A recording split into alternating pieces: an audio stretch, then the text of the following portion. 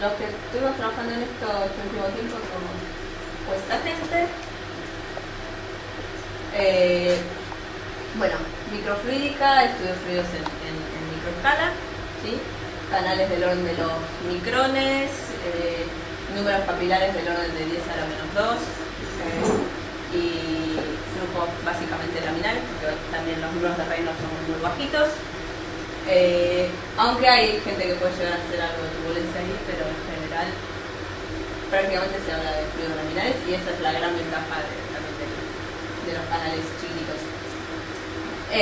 ¿Para qué se estudian estas cosas? Bueno, se estudian modelados de sistemas microfluídicos naturales, como son membranas, y sistemas porosos con canales de los micrones. Pero de eso yo prácticamente no me estoy ocupando, por lo menos las líneas de investigación no están trabajando eso. Sí estamos en la parte de diseño y estudio de sistemas artificiales, en donde se arman los canales,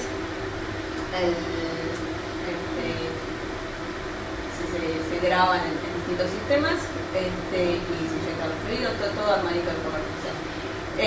¿Para qué sirven esto? Bueno, básicamente para trabajar en lo que se llama laboratorios en un chip, en donde se pueden hacer sistemas de sensores, digamos, y sistemas de medición para fluidos en dimensiones pequeñas.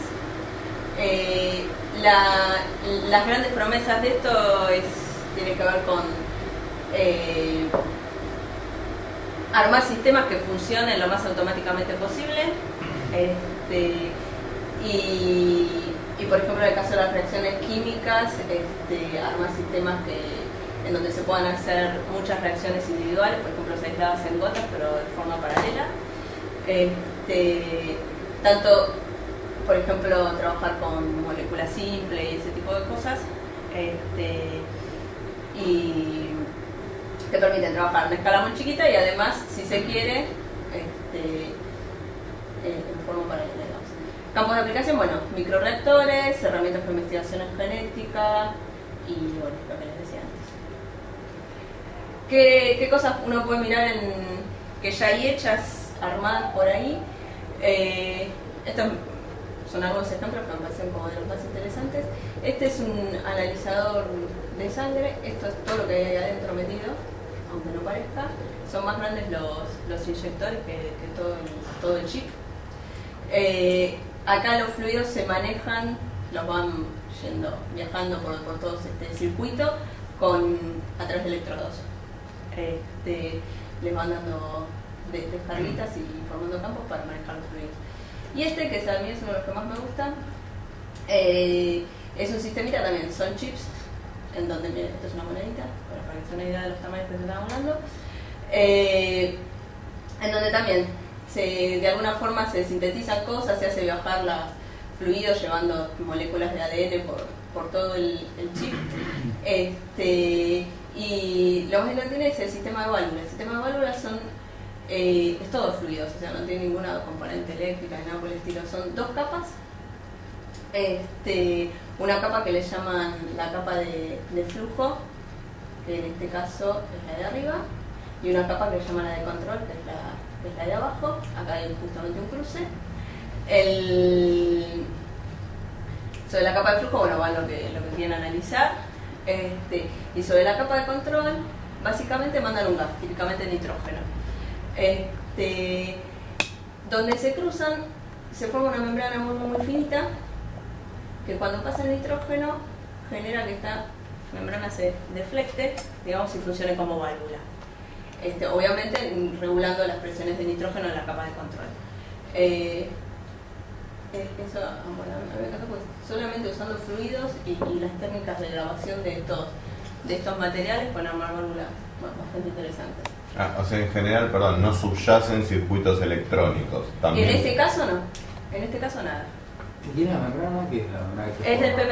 PDMC. Ahora No, todavía no. Está todo grabado en silicona. Sí, entendí.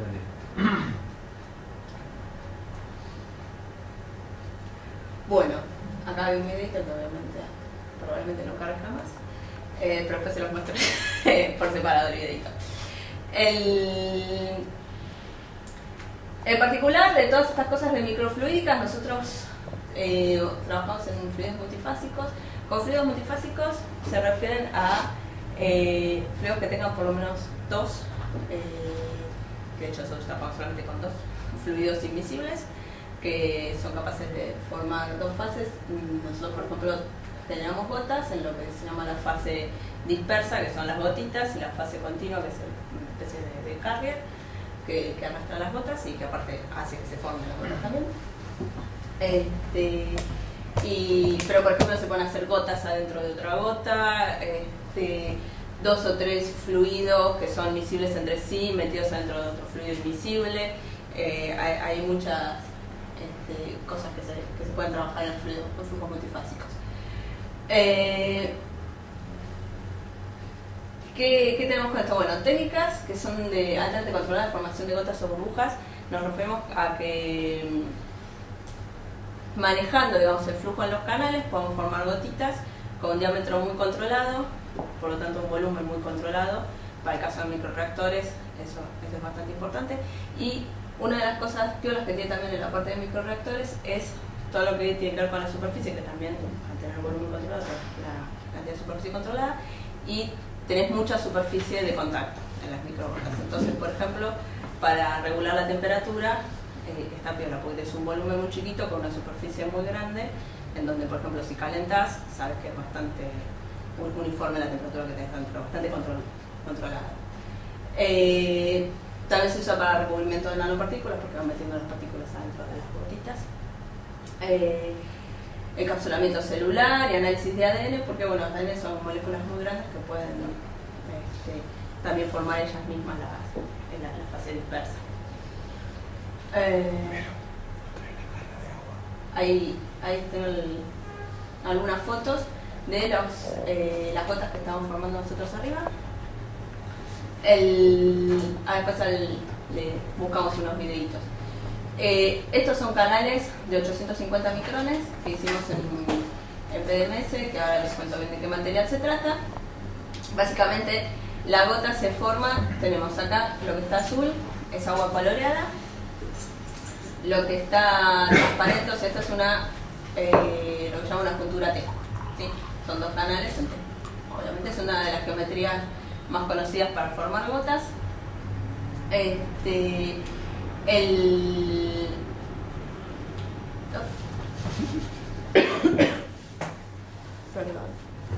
Tenemos un Windows trucho. Ok. Entonces, tenemos, bueno, por un canal, que es el canal principal, está corriendo, dije diseñar, perdón, vaselina. Pues un aceite, y es no miscible con el agua, o aceite de silicona, eventualmente también lo usamos. Viene el agua, llega a la juntura T, forma la interfase, empieza a formar la gotita, trata de meterse, digamos, en el canal principal formando una gota, y esta gota se empieza a deformar porque está empujada por este carro de acá. Cuando la gota, digamos, lo que empezó a formar la gota llega al borde, digamos, aguas abajo del canal principal, rompe y empieza a formar la gotita. Y dependiendo del cociente de velocidades, uno tiene el tamaño de gota y la frecuencia de formación de gotas también. Si uno sigue un poco esta idea, básicamente la velocidad del canal principal lo que me está diciendo un poco es cuánto tiempo le voy a dar yo para formar la gota, ¿sí? Porque conforme esto empieza a empujar, llega un momento en que la corta, digamos. Entonces la velocidad del canal principal, mientras más rápido sea, tengo menos tiempo de formar la gota, ¿sí? Y la velocidad, esto cualitativamente, ¿no? La velocidad del canal, digamos, de lo que va a formar la fase dispersa, me está diciendo qué tan grande va a ser la gota, porque a un dado tiempo, si esto va más rápido o va más lento, me va a dar posibilidad de formar mayor cantidad de volumen o menor cantidad de volumen. Entonces, hay una ley semiempírica, digamos, que funciona bastante bien, en determinados regímenes, que es que el diámetro de la gota dividido el ancho del canal, ¿sí? O sea, la relación del ancho del canal, va como 1 más un coeficiente que es bastante parecido a 1 también, de orden de unidad, con el cociente entre el directamente proporcional, digamos, a el canal principal, ¿sí? Mientras más veloz, digamos, al mismo tiempo, mientras más veloz voy a formar una gota más grande. Dividido el canal, digamos, del carrier. Acá D y C significa fase dispersa y fase continua, ¿sí? La fase continua acá dijimos que era el aceite. Mientras más rápido, digamos, va el canal secundario, menos tiempo voy a tener para formar la gota. Entonces, por más que yo acá vaya muy rápido, si tengo menos tiempo, igual la gota va a ser más chiquita. Entonces, por eso es directamente proporcional al canal de la fase dispersa e inversamente proporcional de la fase continua. Esto, que está contado absolutamente con los dedos, es una ley que en el régimen en el que se forman gotas del orden del canal funciona bastante bien. ¿El tamaño del canal no interviene en el tamaño de la gota? Cuando estás en la... a eso iba. Hay varios regímenes en los que se pueden formar estas gotas. Cuando esto es mucho más chiquito, que la velocidad de este canal es mucho más chiquita que la velocidad de este, se pueden formar gotas mucho más chiquitas que el tamaño del canal. Cuando las velocidades empiezan a ser parecidas, la gota que va formando, ¿sí? Eso se llama, digamos, el régimen de gotitas, digamos. Después viene el régimen de segmentación, que es, va formando gotas del tamaño del canal o más grandes. Si ven acá, estas están un poco aplastaditas, de hecho, ¿sí? Cuando estamos en estos regímenes, esta ley funciona bastante bien y es independiente del tamaño del canal. Independiente de la viscosidad, independiente de un montón de cosas que uno en principio podría aducir. Pero en ese régimen nada más. Después, si uno se pasa, si la velocidad de este es mayor que la velocidad de este, pasa al régimen, digamos, de segmentación un poco más intenso, en donde acá la frecuencia es mucho más rápida, y llega a lo que se llama el régimen anular, en donde lo único que logra es un tubo, digamos, de fase que ya deja de ser dispersa, envuelto, digamos, en el anillo mojante, digamos, que es el que se pega a las paredes. Ahí me lo perdí, pero quizá hay uno que es mojante y uno que es no mojante. No podés cambiar el rol de los dos. ¿No podrías hacer gotas transparentes en un...? No. En principio, no. Digamos, yo calculo que toqueteando un poco las cosas podríamos, pero en principio no. Yo por la forma que tiene. No, porque aparte lo que se forma acá es una película mismo, que moja sobre las paredes, digamos, y la que va empujando, digamos, a las gotas. Está bien. Digamos, así que sí, en principio no se puede. Pero si los dos mojan azules vas a tener. Aunque lo inviertas, claro, siempre vas a tener gotas azules, claro. Más gotas, sí, lo que sea, vas a tener siempre el mismo tipo de curvatura, ángulo, claro, de un lado. Sí, siempre un azul redondito. Exactamente. Pero por ahí, toqueteando mucho las velocidades y viendo si tenés mojabilidades parecidas, capaz que ahí, claro, se podría llegar a algún régimen diferente. Bueno, vamos a ir para acá. Bien, materiales que se usan para esto. Probamos un poquito de todo. Básicamente, Marta venía trabajando en fotopolímeros, que muchos de ustedes ya trabajaron. ¿Qué problemas tiene el fotopolímero? Bueno, primero les digo las ventajas del PDMS, que se usa en todo el mundo, y se van a dar cuenta por qué no funciona el fotopolímero. Primera cosa, el PDMS es transparente. Tiene un índice de refracción de 1,4, lo cual es bastante bajo, es más bajo incluso que el acrílico y que el vidrio, casi como el acrílico, pero más bajo. Así que ópticamente es maravilloso. La otra cosa que tiene es que les muestro, si quieres ir pasando. Ese es el PDMS, ese es uno de los primeros chips que hicimos, chips entre comillas, la primera T. Además, como ven, es un elastómero, es una silicona, es la misma que se usa para lentes de contacto. Lo del índice de reflexión es para visualizar bien más. Para visualizar bien. La otra cosa es que, bueno, es inerte. La otra cosa es que copia muy bien las superficies, así que los canales adentro quedan con muy poca rugosidad si uno hace bien los moldes. Y la otra cosa maravillosa que tiene es que se adhiere bárbaro al vidrio. Incluso sin demasiado esfuerzo, uno puede tener canales bastante herméticos poniéndolos contra vidrio, o sea, un canal, digamos, que medio sea canales. una media, claro, medio canales, poniéndolos contra el vidrio. Si uno no va a meter demasiada presión de los fluidos, no tiene desborde, digamos, funciona bastante bien. Después hay técnicas para pegarlos al vidrio o al propio PDMS que hacen que mejorar cuando uno va a meter altas presiones, digamos. Pero si uno va a poner flujos hiperlentos y digamos y no demasiado viscosos que metan demasiada presión, la verdad es que funciona muy bien. Con el fotopolímero lo que tenemos, primera cosa, no es transparente, así que era medio un bardo. Contra el vidrio, acrílico, cosas que tenían metidas, siempre se tenían desbordes. Lo que llegamos a hacer con el fotopolímero, que fue las primeras experiencias que hicimos, fue fotopolímero contra fotopolímero, ¿sí? Metido bajo calor y bajo presión. Ahí sí se adhería bien, digamos, porque era el mismo material, entonces se adhería bien y uno lograba hacer cosas un poco más interesantes. Pero la verdad es que era bastante complicado trabajar en fotopolímero. La otra cosa es que la forma de grabar el fotopolímero, que era con luz, por eso su nombre, la sección transversal del fotopolímero era bastante poco manejable, digamos.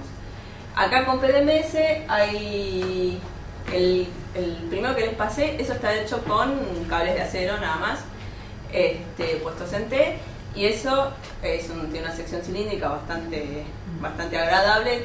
Cuando uno vaya a querer modelar no va a ser tan complicado. Cuando vaya a querer, porque todavía estamos en primeros principios con esto. Pero o sea, con eso se hace un semicilindro, digamos. En ese que está ahí, sí. Es súper hermético, porque pusimos el alambre en el medio y después tiramos. No se adhiere al alambre y que el canal quedó muy bien. Pero el canal la sección del canal es medio círculo, digamos. No, es un círculo. Y el otro lo tenían en posición. Y el otro, bueno, acá tenemos a Guillermina, que es así, importada de China, y armó todo un sistemita para dejarlos a la misma altura, ponerlos en posición, y le hizo todos unos taquitos de PDMS que iban a los costados, los pudo enganchar y pudo armar la T y hacer una conexión. De hecho, la conexión no es tan linda como las que van a ver después de los moldes ya hechos afuera, pero la verdad es que laburó un montón en eso. ¿Cómo echaron el PDMS? Bueno. Digamos, tiene el acero y qué se llama. Bueno, el PDMS es, en su estado natural son dos componentes líquidos. Así que lo hacemos la colada, digamos, en cajas de Petri. Ya digo, ya había levantado todos los alambrecitos con taquitos en los bordes, los coló. Claro.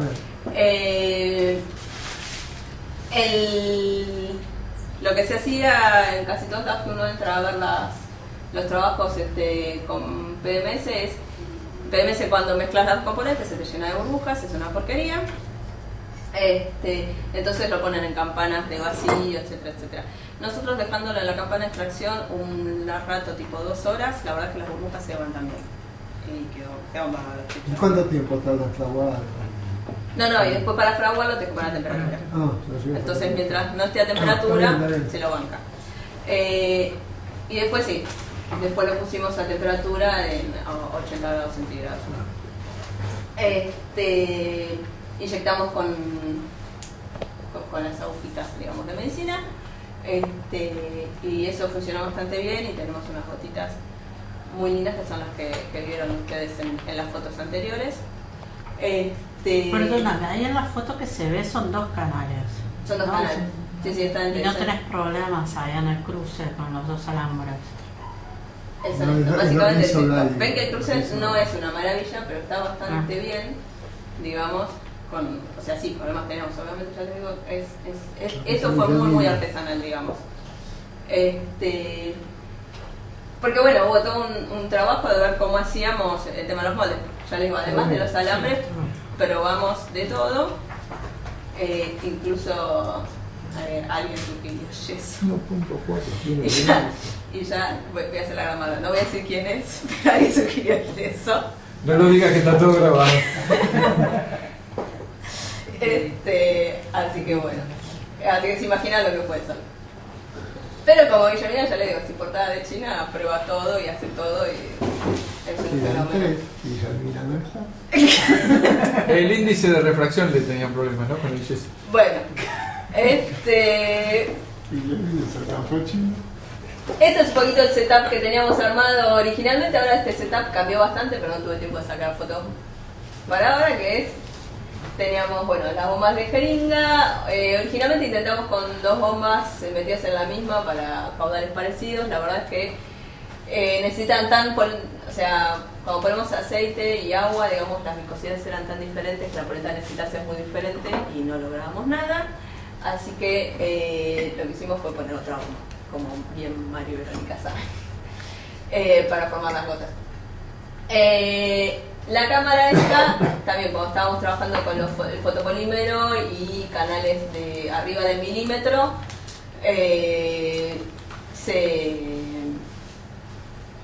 iba bien, esto es un objetivo macro, pero cuando pasamos a canales de 800 micrones, esto dice 200, pero en realidad son 150 porque me equivoqué. Acá lo que hicimos fue poner varios tubos de tensión, que son parecidos a lo que antes era la cámara soufflé, nada más que ahora son tubos de tensión que uno le pone y tiene cosas autofocus y todo. Que igual el autofocus acá no sirve para mucho, pero es un poquito más controlado que digamos con el soufflé. Y ahora está todo puesto como si fuera una especie de microscopio invertido, porque obviamente como la inyección viene desde arriba, si uno acá pone los pinchecitos, la cámara estorba. Entonces está todo puesto, todo despejado, digamos, a lo que tiene ahí. Esto está, digamos, pero este fue el primer setup que empezamos a armar. Bueno, después... ¿Con qué está iluminando? Con LED ahí arriba.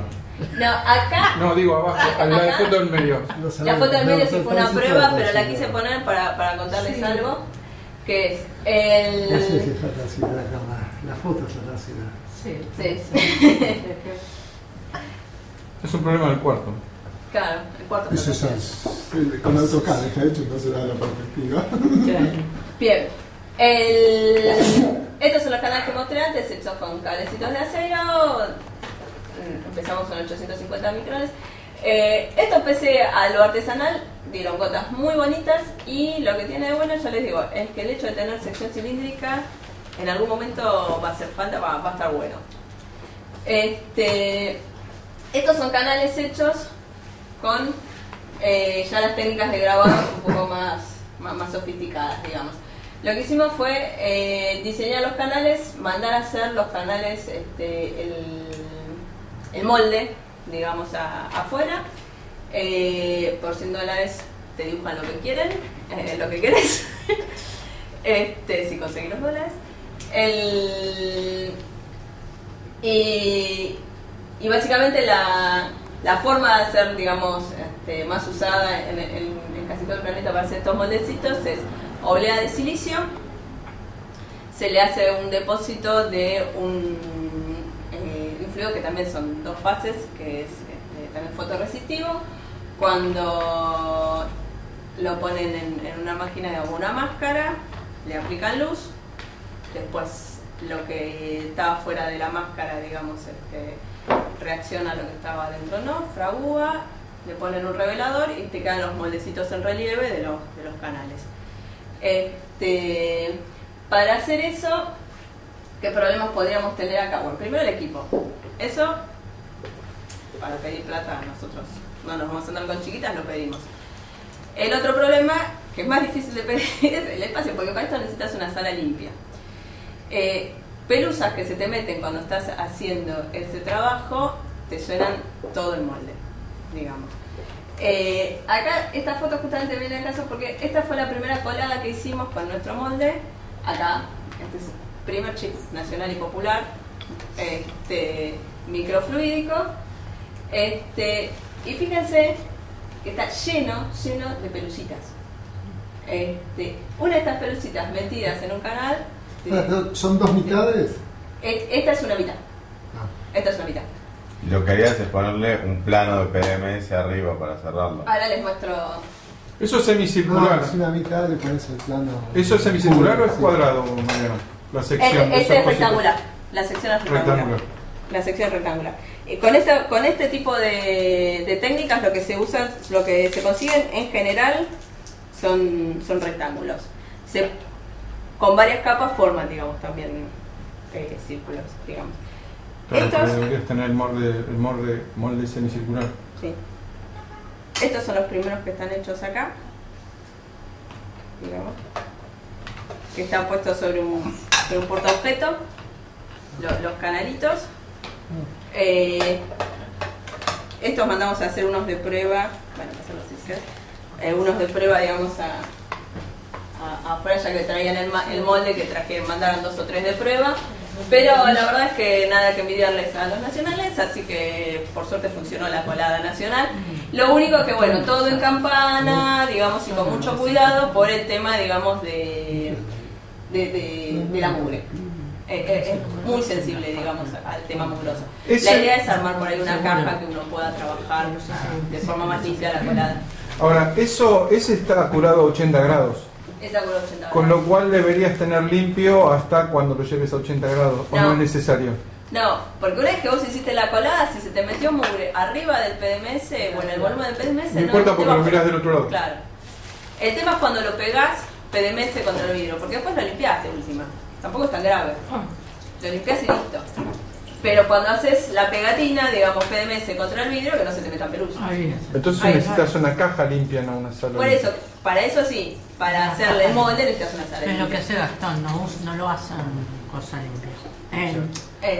Sala limpia. Esa es la blanca de la pelota. Pero para el molde sí necesitas. Es chiquitito, ¿cuánto tiene? Pero para la colada. ¿Cuánto tiene esto? De ahí, 150 por 12. ¿Son esos de ahí? Son estos canales. ¿Es Sí. 150? 150 y 100 de alto. 100 de alto, sí. En realidad, generalmente se usan menos, o sea, se pueden bajar muchísimo los canales. Lo que pasa es que yo en este momento pedí los más grandes posibles con esta técnica para ir bajando de a poco, digamos, en la escala. No largarnos desde 850 micrones a hacer 45 micrones porque por ahí no podíamos comparar nada con nada y prefería ir bajando de a poco. Después se hará otro molde y aparte tampoco sabía si mi sistema con bombas si iba a funcionar en algo tan chiquito. ¿Qué son esas bolitas que hay ahí? Bueno, estas bolitas de acá no son bolitas, sino que es la luz que rebotó en los inyectores. Los inyectores son mucho más grandes, digamos.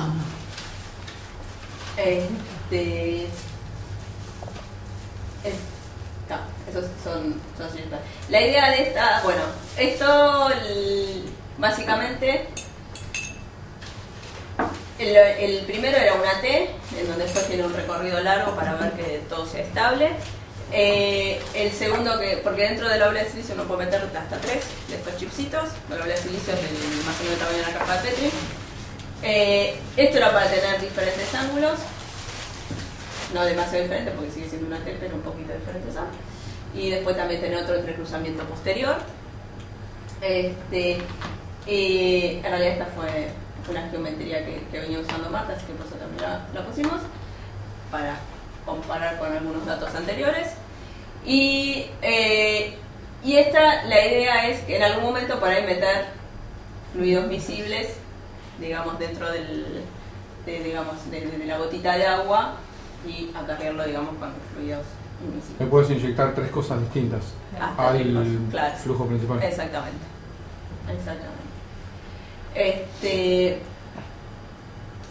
Digamos, eso es hasta ahí llegamos. Bueno, ¿cómo seguimos ahora estos bichitos, las botitas? Perdóname, vos me perdí. Vos dijiste que había 2 formas de hacerlo, ¿no?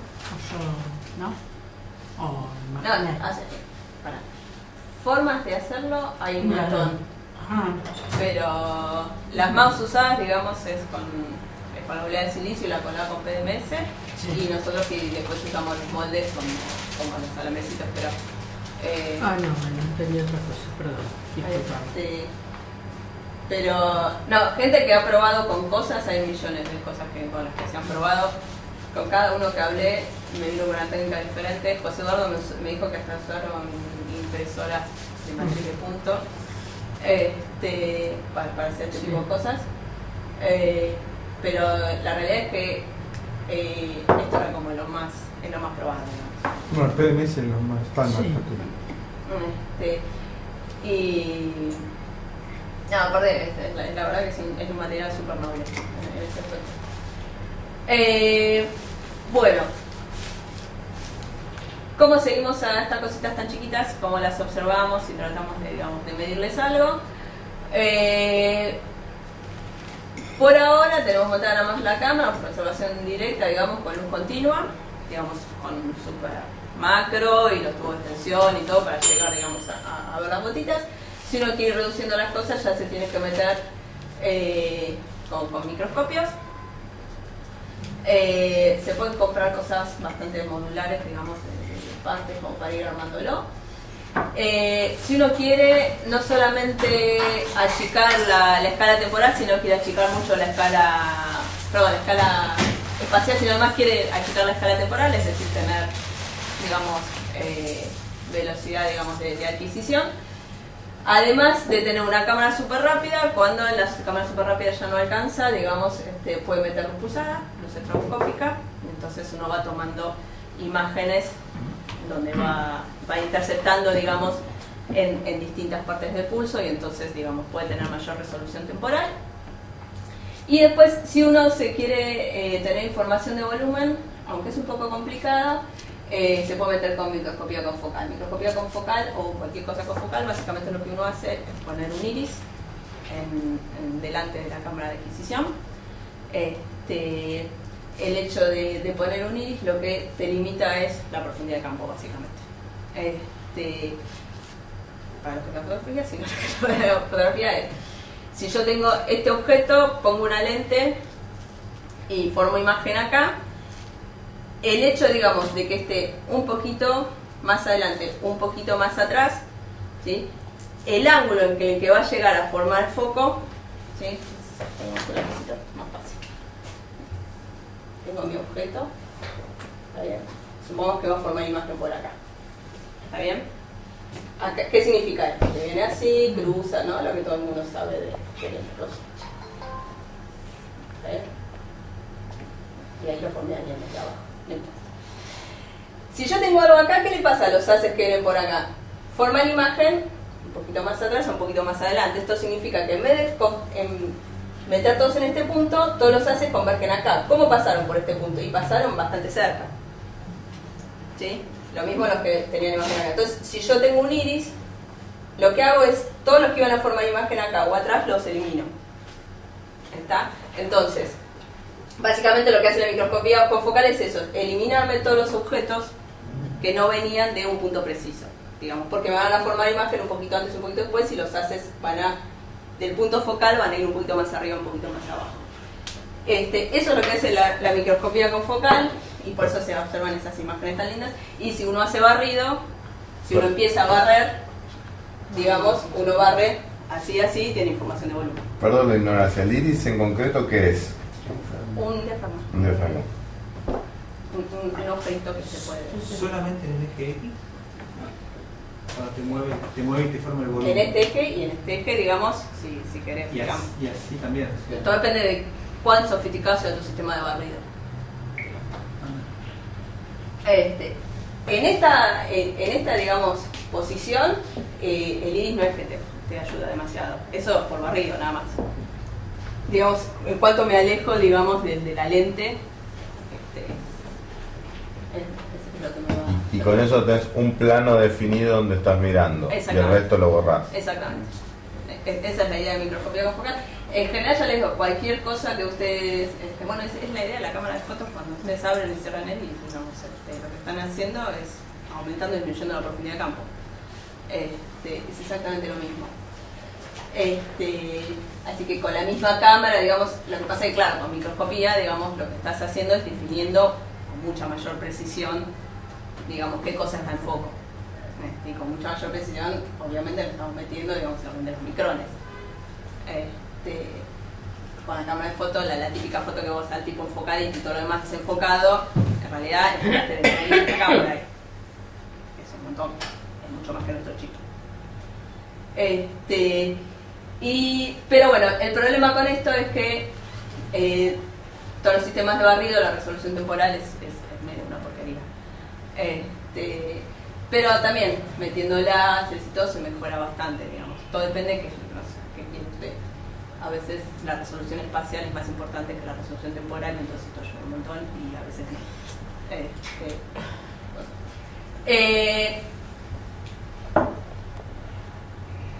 Digamos, eso. Cuando queremos discriminar dentro de la muestra, dentro del fluido, digamos, una de las técnicas más comunes es la de fluorescencia.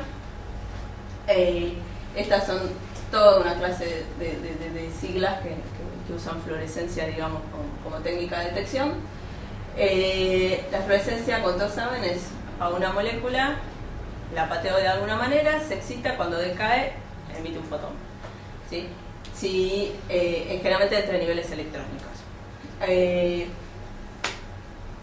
Entonces, si la pateo con un láser, es lo que se llama fluorescencia inducida por láser. ¿Qué ventajas tiene un láser? Bueno, básicamente resolución, otra vez, temporal y espacial, digamos.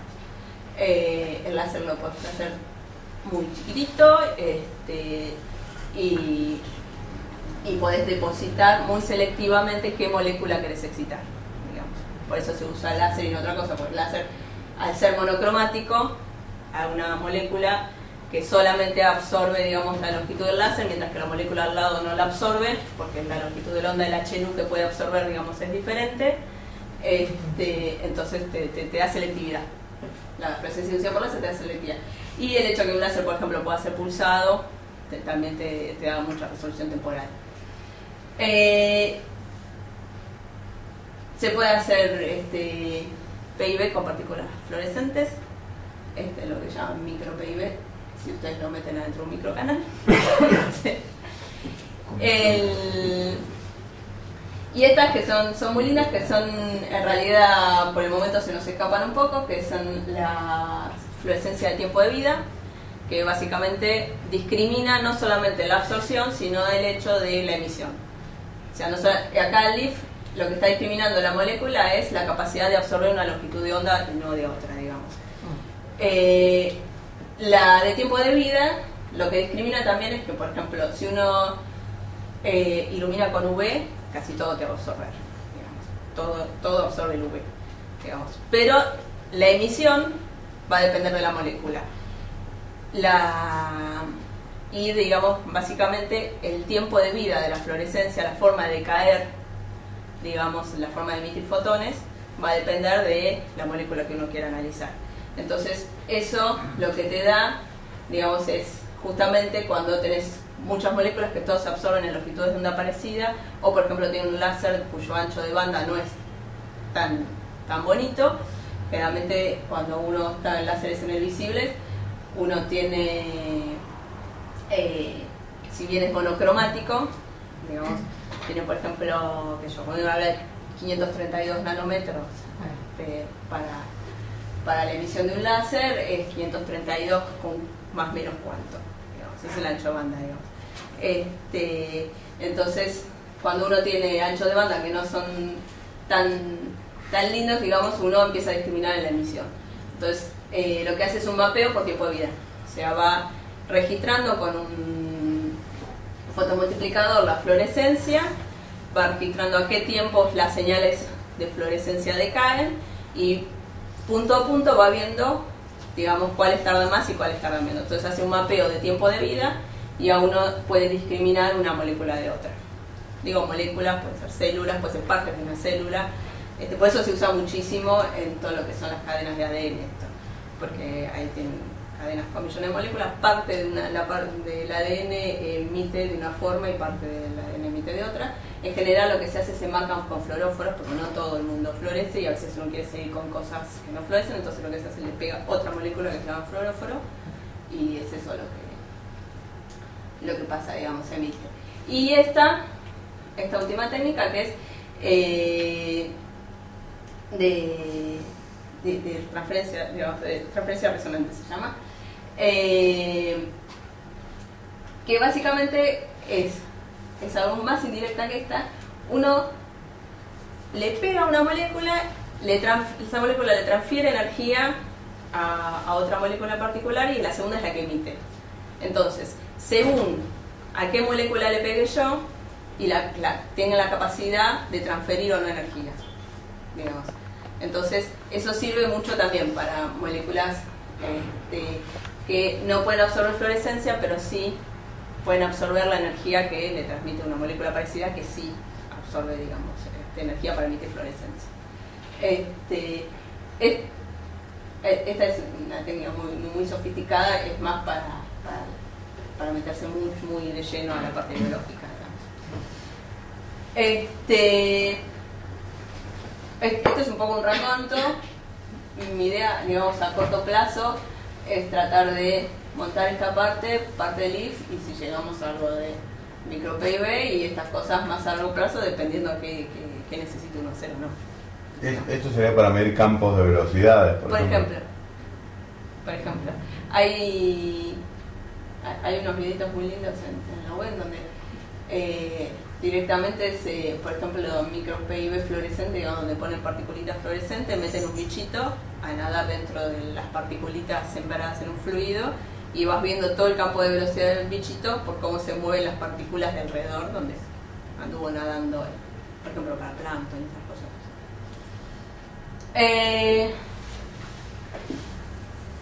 Y después viene la parte de análisis, que si en la parte experimental estamos verdes, más verde todavía, pero bueno, en algún momento empezaremos. Por el momento estamos con modelos semiempíricos como el que les conté recién de tamaño de gota respecto al tamaño del canal y relacionarlos con los caudales. No nos estamos metiendo todavía en la modelización del frente, digamos. En esa parte nos meteremos más adelante. De hecho, hay una chica, ustedes la conocieron, Sonia, que creo que quiere hacer la tesis en modelado, así que probablemente se meta en eso, y nos metamos todos detrás de ella, no sé. Aparentemente lo que estuve investigando, yo digo, todo esto ya ahora sí voy a hablar por boca de ganso absolutamente, hay códigos comerciales que son específicos para esto, es cuestión de meterse y averiguar qué se usa, qué onda, no sé si alguno de ustedes lo usó. Pero aparentemente estos nombres, si alguien les dice algo, es como hablar de MATLAB. Fluente, ¿no? Fluente. Muy bien, bueno, ya le dije que era una cuestión de ignorancia. Bueno, aparentemente estos funcionan bastante bien para algunas cosas. Y después códigos armados como el de front tracking, que aparentemente lo que hace es una malla rígida que modela de alguna manera el frente y lo va traqueando paso a paso con interacciones. Latin Normal, que sé que acá hay muchos expertos. Solo puedo decir que le falta una N al final. Muy bien. Y volumen fluid, que también son básicamente cosas de cosas. Bueno, ¿qué armamos hasta ahora? Bueno, se diseñaron y construyeron los microcanales con diferentes geometrías. Generamos las botitas en la escala micrométrica y lo que hicimos fueron seguirlas y... Perdón, no puedo creer. Es que es no. acierto. Igual el rojo, ¿sabes que no joroba? Me soltó una... No, uno de los acentos, dije. Ah, no, que sí, porque yo te decía... Él y es acento, sí. No, bueno, lo que les decía, que me andaba la Ya aplicó el bro. Bueno, hicimos algunos programitas en MATLAB para analizar las imágenes y empezamos las experiencias que tenemos, las primeras resultados de esta semana, pero todavía no me animo a mostrarlos, hasta que no lo fuiste con algo. de, digamos, variando, viendo el tamaño de gota dependiendo de la relación de caudales. Sigue bastante bien la cosa esta de que si uno pone un fluido en la fase dispersa es mucho más lenta que la fase continua, se arman gotas del diámetro menor que el canal. Cuando uno se va aproximando, digamos, se va agrandando hasta ocupar todo el canal y después se empieza a hacer la segmentación. Al régimen anular no llegamos. Y digamos, ahora calcular un alfa como en la ecuación esta que habíamos visto antes, todavía no lo hicimos.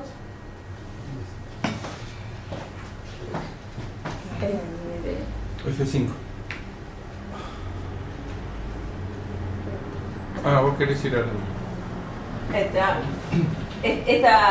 esta ecuación la sigue bastante bien, pero todavía no calculamos el alfa, así que básicamente porque estamos también en la parte de medir bien las cosas, digamos. Más allá de todo el tratamiento de imágenes, tenemos que calibrar bien los canales. Hicimos una calibración preliminar, o sea, para pasar de píxeles a milímetros y ese tipo de cosas, porque para hacerlo bien hay que meter algo dentro del canal, básicamente. Porque si uno pone arriba o abajo ya no es lo mismo, así que, digamos, esa es una de las mayores cosas que estamos terminando ahora de redondear para los primeros resultados.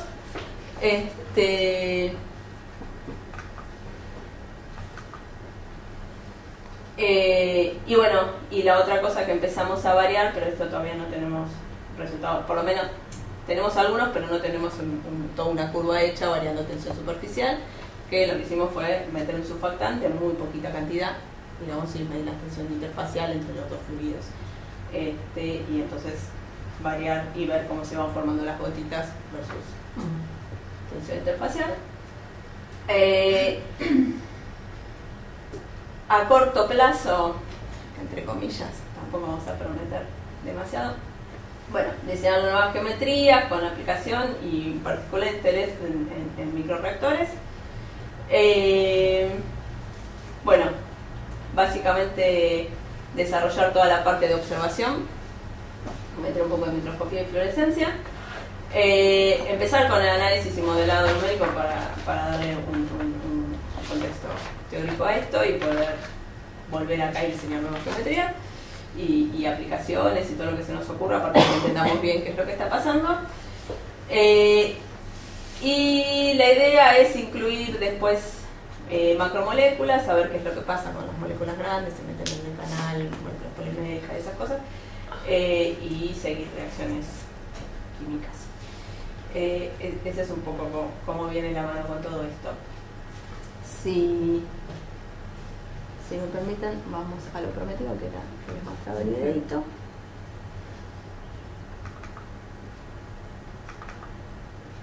Este creo que es de los más lindos. Acá están las gotitas. Qué feo se ve. Estas son súper lentas, estos son bien realistas. Acá se ve bien. Está rayadito. No sé. Es la calibración espacial. La calibración espacial. Bueno, no sé por qué se ve tan la diferencia. Estas son esta es una hojita milimetrada que pese a todo está bastante enfoque con eso, porque lo que hicimos fue desenfocar bastante. ¿Pulsa por una cuestión de video o de caudal? De caudal. ¿Qué caudal tenés? Creo que es más rápida. ¿Es con caudal el pulsado? No, para que el pulsado ¿a qué se refiere? El pulsado así tic tic tic temporal. Sí, parece video. No, yo pensé que esto de que íbamos a no. las gotitas de No, eso sí que es video. Es el video. ¿Qué caudal es más o menos? ¿Cuánto te da la bomba? Sí, la bomba es que puedes bajar un montón, pese a lo que uno sospechaba, esa bomba de verdad. No, estos son del orden de 100 microlitros por minuto, más o menos.